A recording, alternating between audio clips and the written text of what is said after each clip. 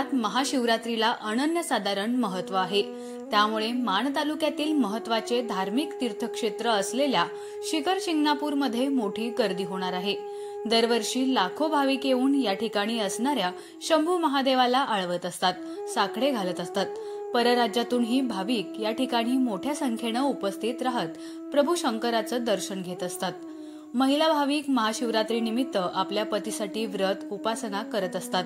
या एकंदरीत गोष्टींचा विचार करता शिखर शिंगणापूरमध्ये भाविकांची गर्दी होणार हे जाणून प्रशासनही सतर्क झालं आहे। त्यानुसार प्रशासनाने महाशिवरात्री निमित्त कोणताही अनुचित प्रकार घडू नये यासाठी खबरदारी घेतली आहे। भाविकांना सुविधा पुरवण्याच्या दृष्टीने ग्राम प्रशासन ही सतर्क आहे। वाहतुकीचा बोजवारा उडू नये यासाठी जागोजागी बॅरिगेड्स लावण्यात आले आहेत।